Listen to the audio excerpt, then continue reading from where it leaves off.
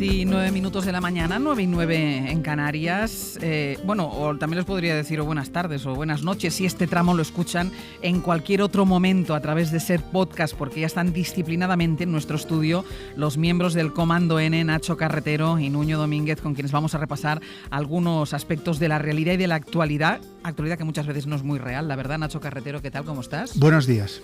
Buenos días, di buenas noches por si alguien nos escucha. Buenos días, buenas tardes, buenas noches. Vale, perfecto. Cubriendo todo largo. Nuño Domínguez también cubre todo largo, por favor. ¿Qué tal? Buenos días, buenas tardes, buenas noches, buenas madrugadas. Desde la semana pasada, ya lo sabéis, ya lo saben los oyentes, Comando N es, además de una sección, es un podcast, pero como la curiosidad no ocupa lugar, resulta que Nacho esta mañana quiere hablar de su experiencia en otras aplicaciones en las que está muy inmerso últimamente, como son Clubhouse o Google Space. No, Twitter Space. Ah, perdón. Ya te liaron. No, pero me da igual, me pueden liar más, porque como no tengo ni idea, lo de Clubhouse sí lo había oído.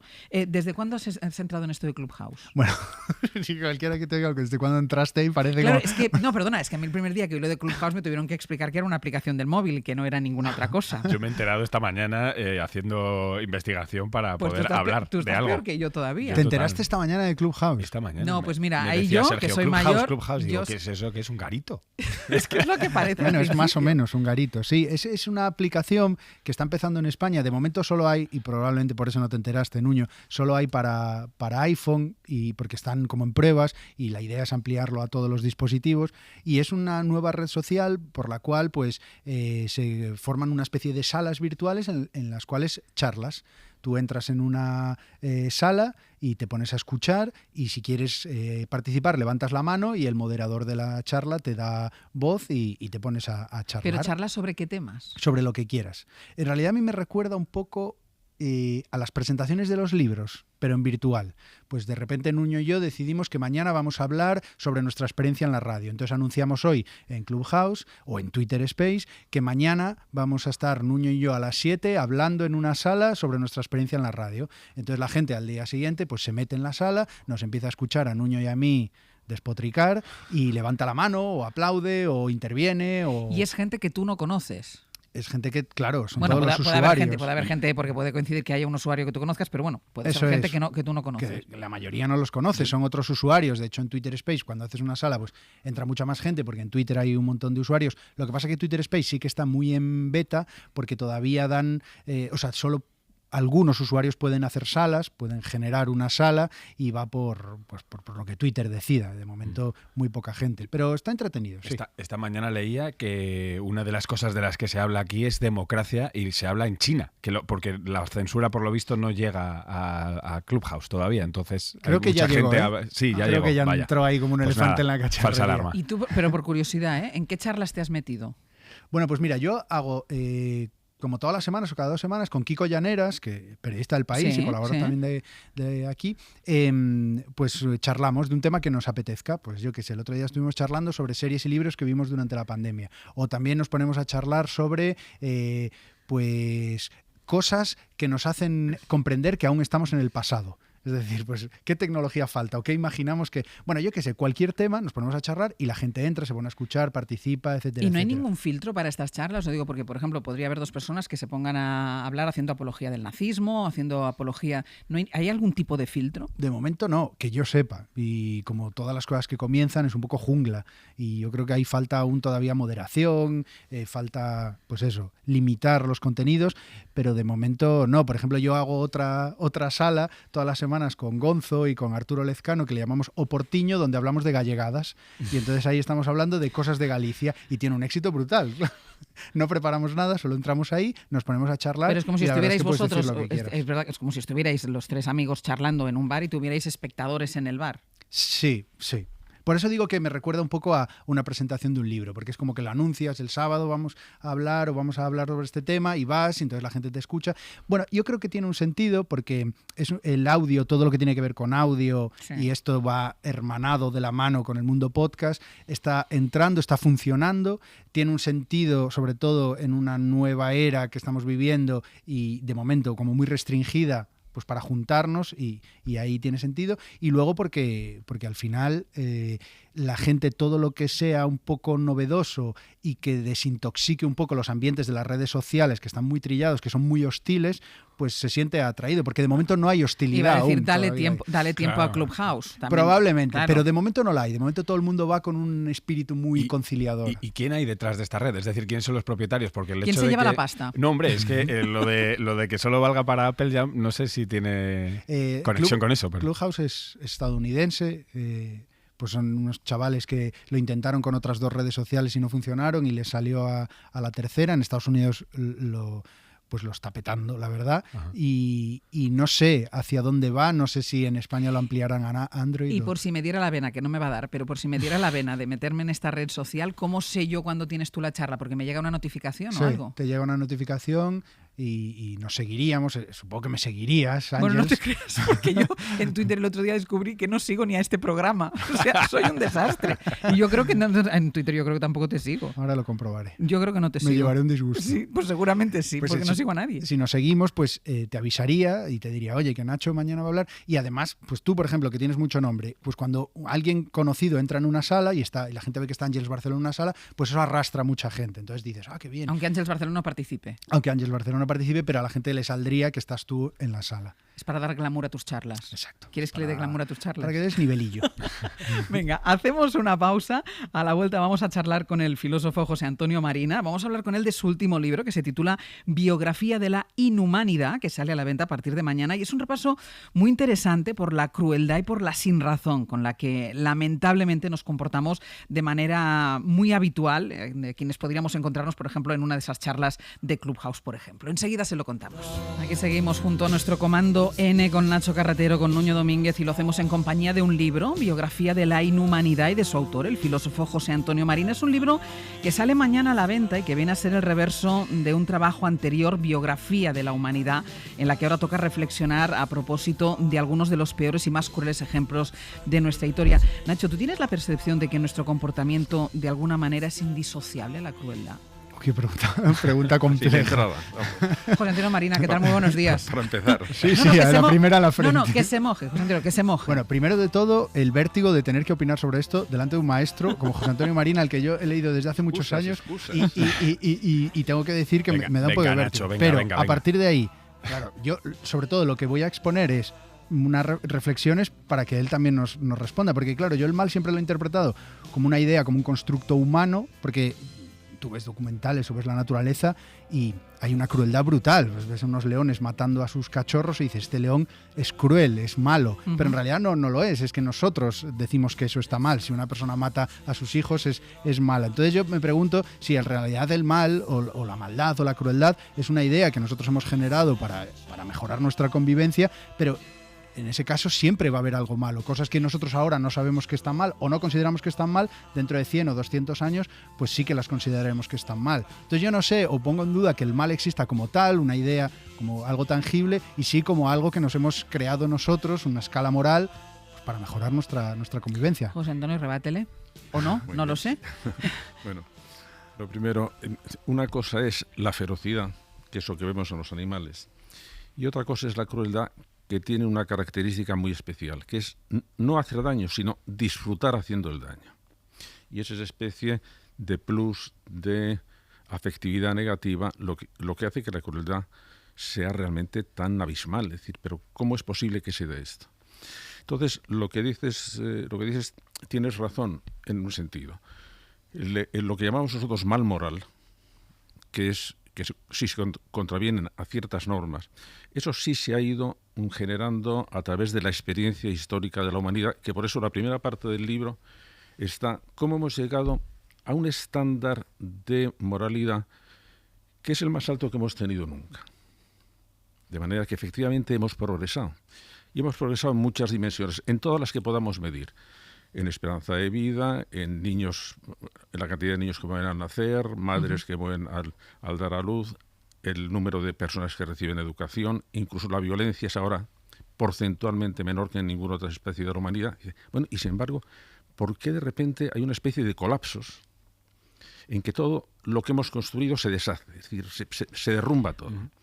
Y que son los momentos en que la crueldad aparece, pero con unos mecanismos que se dan siempre iguales. ¿Y en estos colapsos no hemos aprendido nada de los colapsos anteriores? No, por desgracia no hemos aprendido nada. Y entonces, a lo que va el libro dirigido es, vamos a ver, si sabemos exactamente cómo se produce el tobogán hacia el horror. Porque además, si coges el mundo antiguo, ¿qué pasaba con las luchas de exterminio? En el mundo religioso, ¿qué pasaba con las cruzadas o con la persecución o con la noche de San Bartolomé, la persecución de los protestantes? En el mundo de la Revolución Francesa, que es la Revolución Francesa implanta los derechos universales y 2 años después se desploma en el terror, pero además en el terror organizado. Porque en el siglo XX, que empieza con un enorme optimismo, nunca más va a haber guerras. Bueno, con el progreso económico, con la interacción económica entre todas las naciones, ¿a quién le va a interesar empezar una guerra?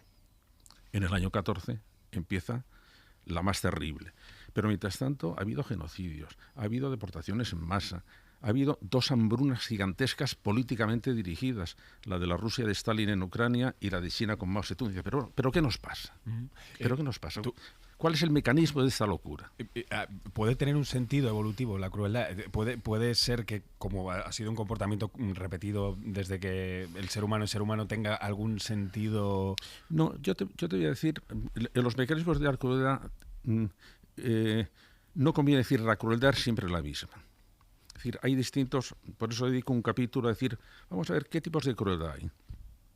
Bueno, hay una crueldad que es por perversión de los sentimientos. De manera que una persona puede sentir placer al hacer daño a otra, pero por varias causas. Una son los psicópatas, pero los psicópatas son muy reducidos. Es decir, no se puede. Lo que es un misterio, por ejemplo, en la matanza nazi de 5 millones de judíos, es que no fueron psicópatas quienes lo hicieron, eran gente normal y corriente, que de repente hicieron esas atrocidades y luego volvieron a su vida normal. Es decir, fue una especie de locura transitoria. ¿Qué les pasa ahí? Entonces, sí vemos que por de pronto se crea el objeto a odiar.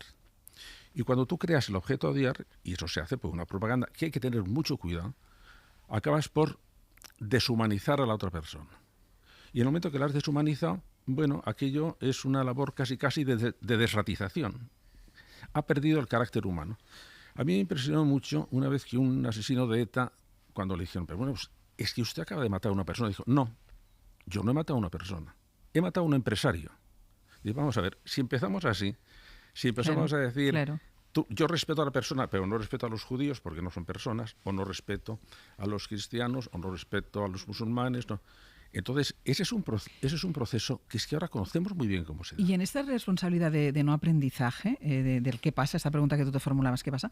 ¿Qué responsabilidad tenemos cada uno de nosotros como individuo y qué responsabilidad tiene la sociedad o el entorno en el que nos movemos? Bueno, yo creo que ahí hay una especie de interacción que yo lo llamaba el bucle prodigioso, que es lo que hacen los individuos influye en la sociedad y la sociedad influye en el individuo.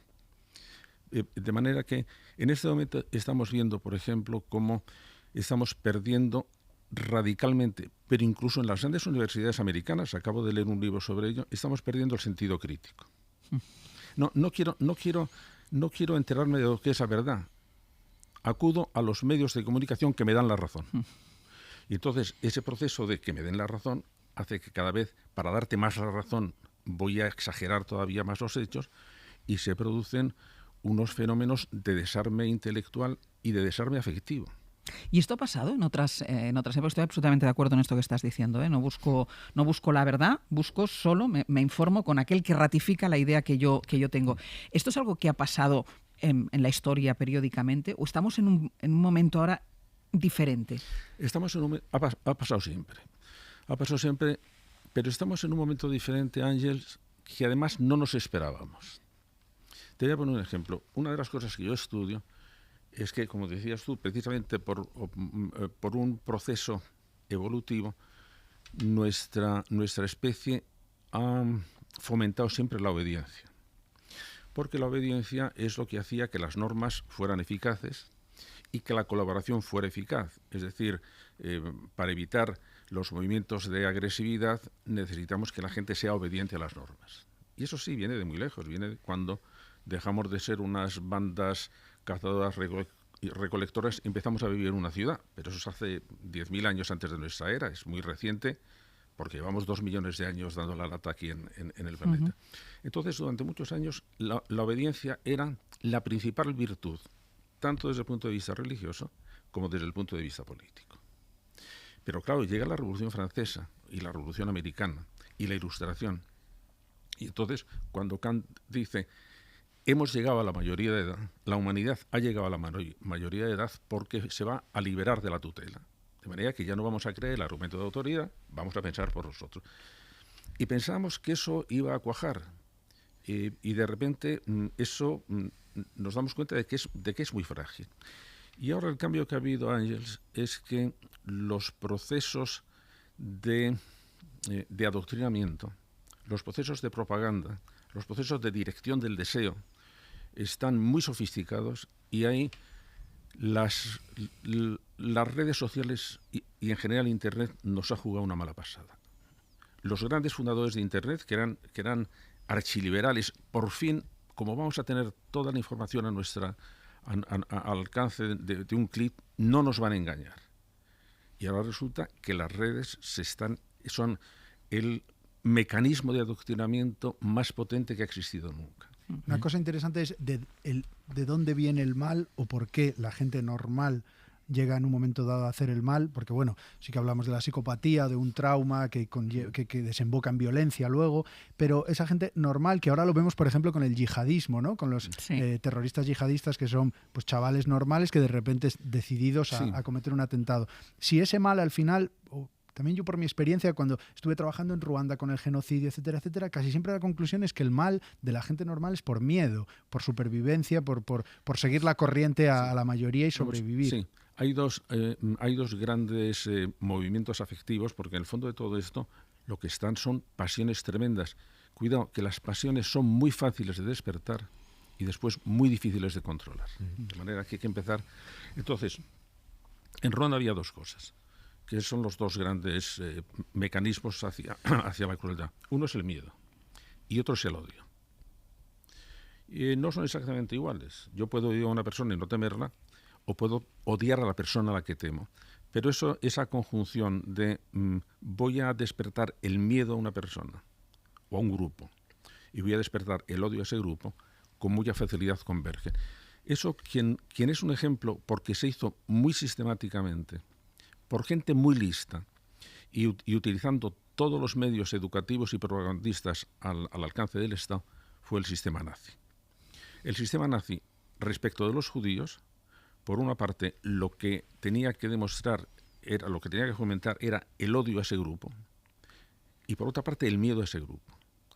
Y entonces ahí, bueno, pues unos eran más fáciles de convencer por el miedo y otros eran más fáciles de convencer por el odio.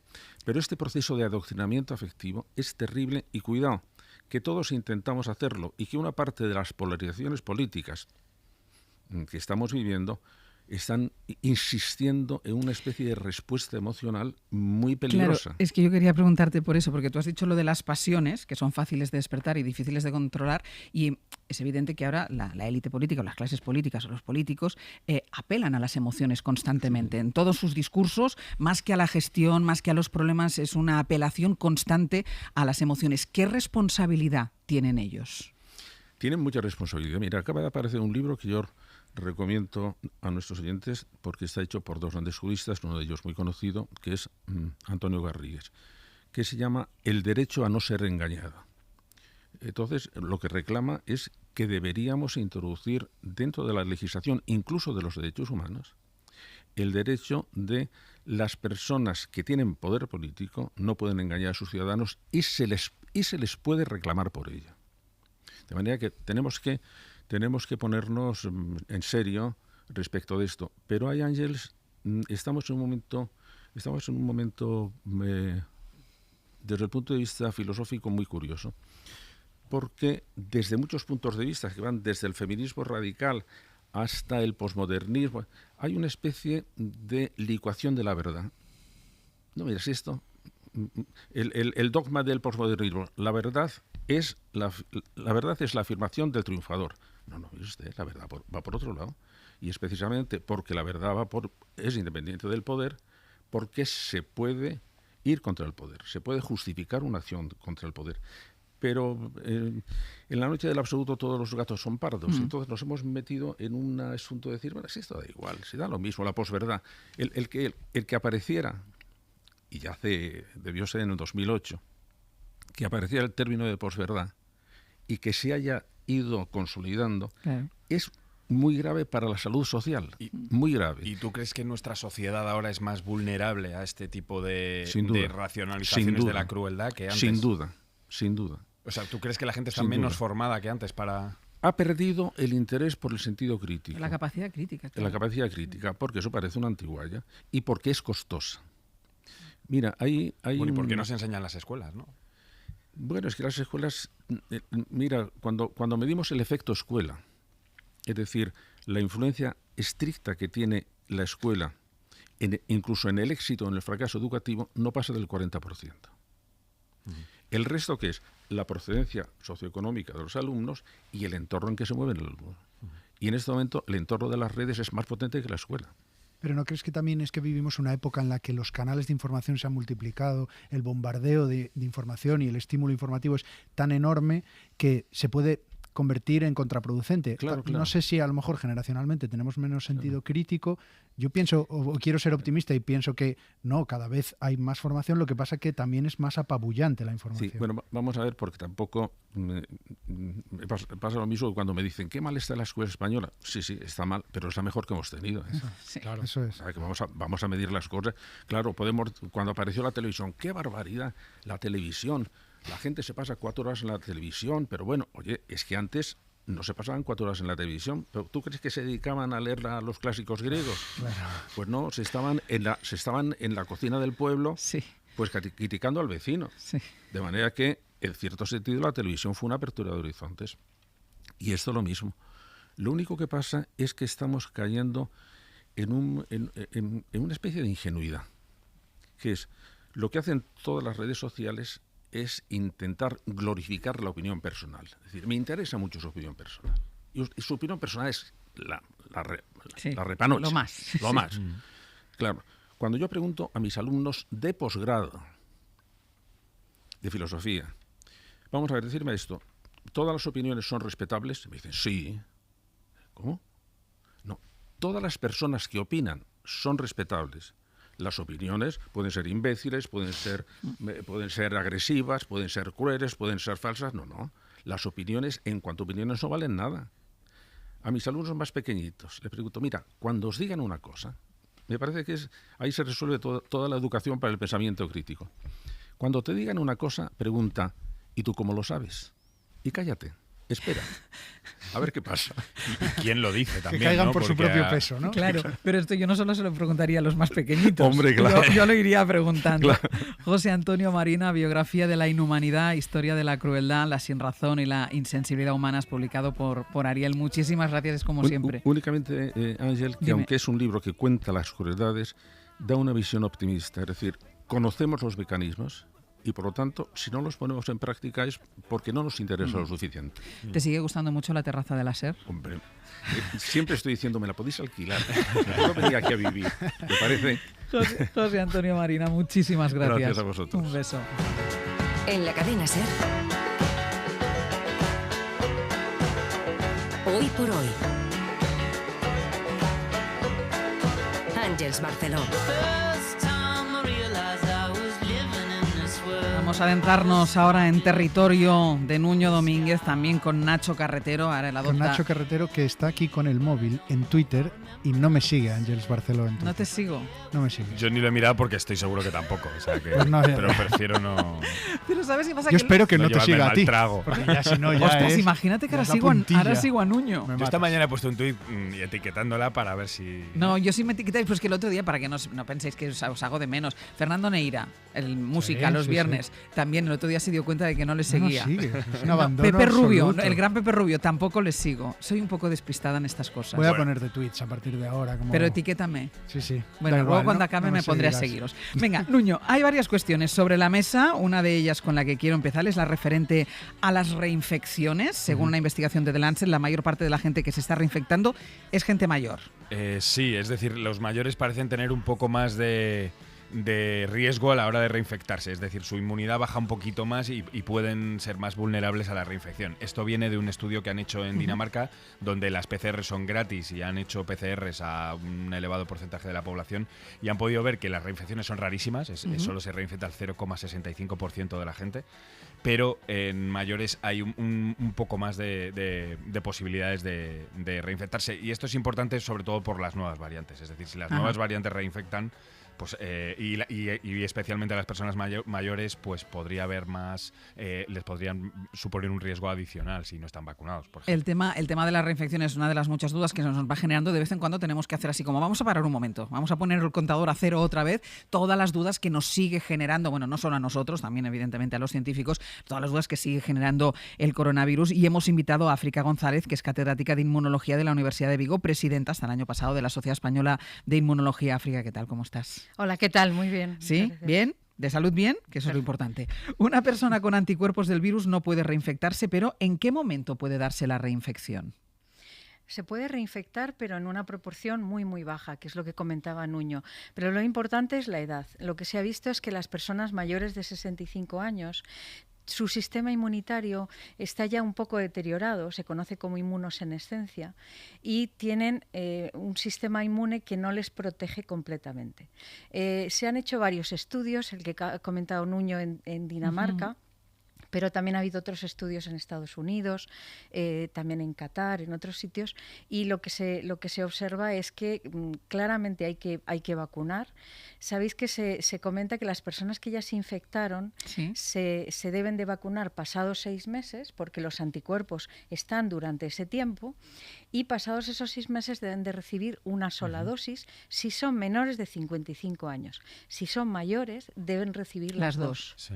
Y eso es muy interesante porque nos permite ahorrar dosis, tener más para dosis otra gente, en un momento claro, como este que todavía no están llegando. ¿Y una reinfección puede ser más grave que la primera vez que has pillado la enfermedad? Lo que se está viendo es que suelen ser mucho más leves, porque ya tienes parte de la inmunidad, a lo mejor no toda en su potencia máxima, pero normalmente las reinfecciones suelen ser más leves y a veces incluso totalmente asintomáticas. O sea, la persona no sabe que ha vuelto a pasar el coronavirus. ¿Y puede contagiar también, igual que con la primera infección? Sí, se puede contagiar tanto una persona que se reinfecta como una persona vacunada. Porque las vacunas, y esto yo creo que es importante decirlo, las vacunas protegen de la enfermedad, también de las secuelas y por supuesto de la muerte, pero no son esterilizantes. Esto significa que una persona puede tener el virus en su garganta, en su nariz, puede contagiar, aunque en menor medida que una persona normal que no haya estado vacunada previamente. ¿Por qué? Porque la carga viral suele ser más baja. Por eso hay que seguir manteniendo las medidas de protección. A pesar de que vaya aumentando el número de vacunados. A pesar de hasta que no haya un número muy alto de gente que esté vacunada. Porque las personas vacunadas las pueden seguir contagiando. ¿Cuánto es un número muy alto de gente que esté vacunada? Inicialmente, por el ratio de infección de este virus se hablaba en torno a un 70%. ¿Qué ocurre? Que al surgir nuevas variantes que son más contagiosas, como la variante británica, se está estimando que habrá que incrementar. Por lo menos estaremos en torno a un 80% para estar cubiertos.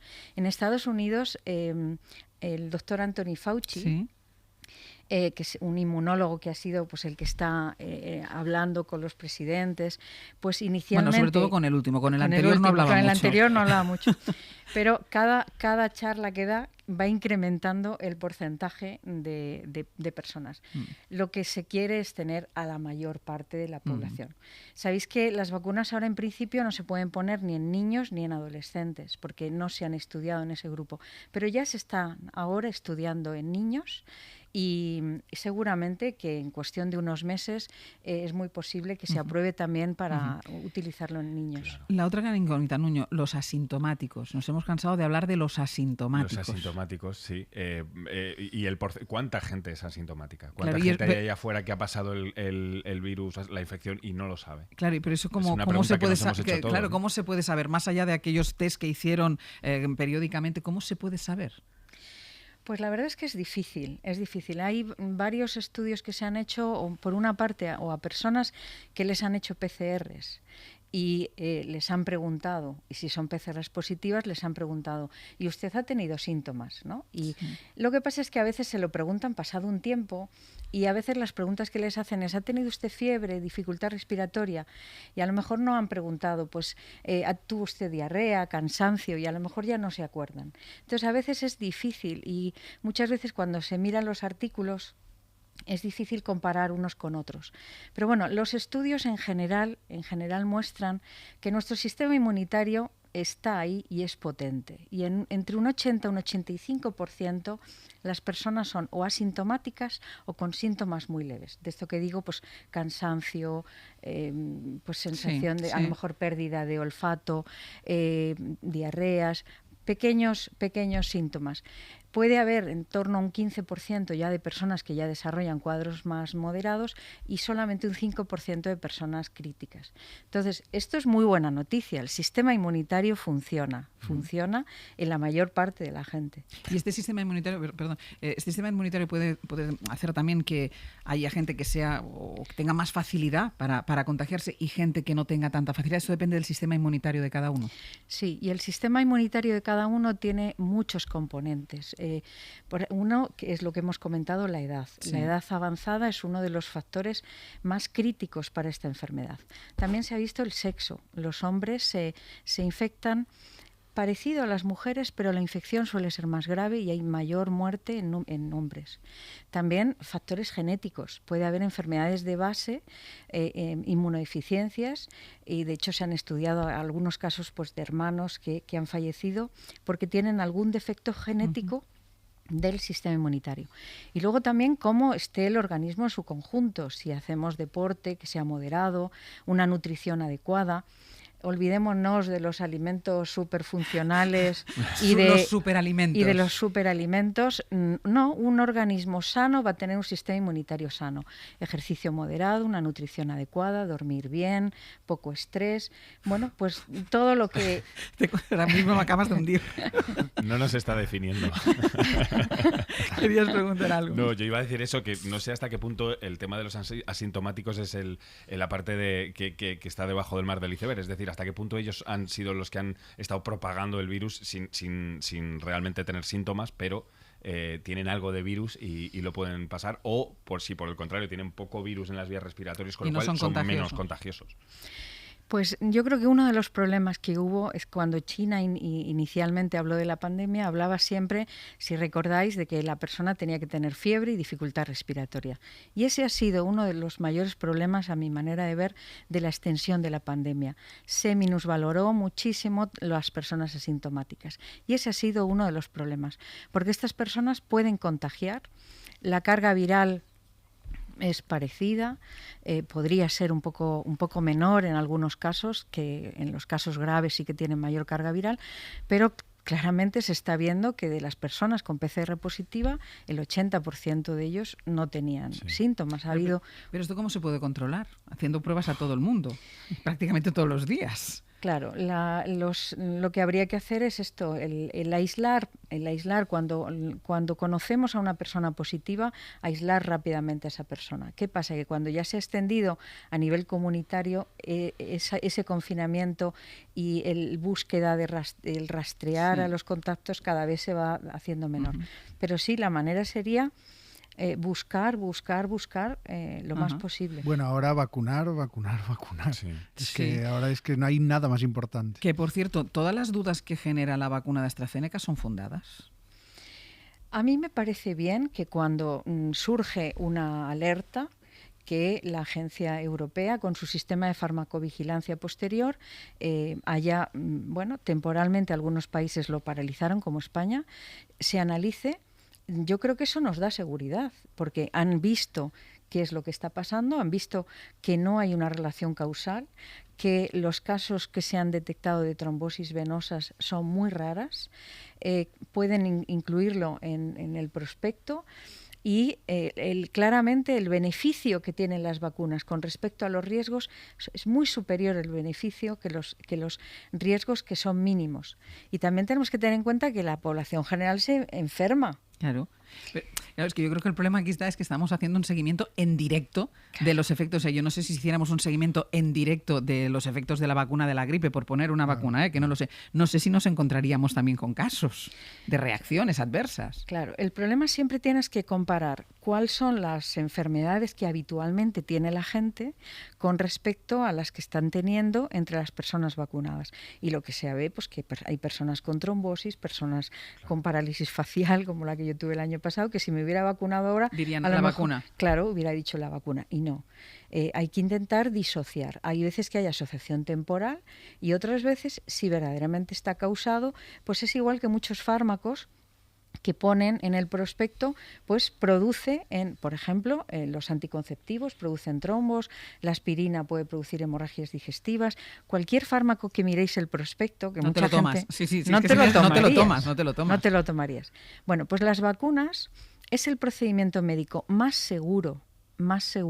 Se ha estudiado en miles de personas, ahora ya llevan millones de personas vacunadas y la probabilidad de un efecto adverso es bajísimo comparado con cualquier otro fármaco de lo que podamos pensar. Sí, yo creo que aquí el problema es la sobreinformación. Claro, yo creo que es el seguimiento en directo que hacemos de las cosas. Hora, claro. Como la mayoría no entendemos cómo funciona la ciencia, por primera vez la estamos siguiendo en tiempo real, claro. Nos damos cuenta Pero que... por eso me parece muy importante intervenciones como las de África. Que es alucinante, hablando de lo que decía África, que un 100% de efectividad a la hora de salvar una vida. Todas las vacunas, la de AstraZeneca, la de Moderna, la de BioNTech, 100% salvando vidas. Es decir, no vas a tener COVID grave. Me parece muy interesante lo que dice África, de que lejos de asustarnos, lo que tiene es que tranquilizarnos que se haya parado temporalmente, porque es como extremar la seguridad extrema. Te da todas las garantías. Si recordáis, ya pasó hace ya meses, cuando empezaron los ensayos clínicos, se pararon varios ensayos clínicos. Sí.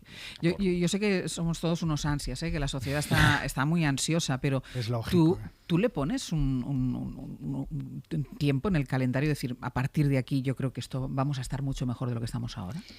A ver, yo soy optimista en el sentido de que como las vacunas, como comenta Nuño, protegen del 100% de la enfermedad grave, uno de los mayores problemas que estamos teniendo es la alta mortalidad y la hospitalización. Esto, conforme tengamos a las personas mayores de 65 años vacunadas, vamos a disminuir esa presión hospitalaria. Y eso es muy buena noticia. Bien. Para disminuir lo que es verdaderamente la pandemia y los contagios, vamos a necesitar mucho más tiempo. Vamos a necesitar, lo que comentábamos antes, muchas más personas vacunadas en poco tiempo, porque si no pueden surgir nuevas mutaciones del virus, pueden surgir nuevas variantes que hace que las vacunas puedan perder parte de su eficacia. Otra buena noticia es que las vacunas actuales han demostrado que protegen frente a estas variantes. Pueden desarrollar a lo mejor menor número de anticuerpos protectores, pero ahí está también la memoria de los linfocitos T. El sistema inmunitario es muy complejo, tiene varias patas, tiene varios brazos y tenemos la inmunidad innata que hace su efecto, los anticuerpos, pero también tenemos a los linfocitos T. Hay un trabajo muy interesante en el que demuestra que las personas vacunadas y también las personas infectadas desarrollan memoria de linfocitos T. Lo comentamos aquí hace un par de semanas. Lo vamos a tener que dejar aquí, África, pero cada vez que queramos poner el pie en el freno, hacer un reset, te llamamos. Muy interesante. Para que Muy nos bien. sigues contando, ¿a que sí? Sí, muy interesante y muy necesario. Exacto. Pues África González, muchísimas gracias. Muchas gracias a vosotros. Muchas gracias, Chicos, África. hasta la semana que viene. Bueno, yo a lo mejor no estoy la semana Ya, que viene, ya. pero bueno, vosotros sí tenéis que estar aquí. Estarás en Twitter, ¿no? La semana que Estaré en viene. un Clubhouse. Si acaso Ah, me muy conectaré a bien. un Clubhouse. Nos vemos ahí. Hasta luego. Hasta luego.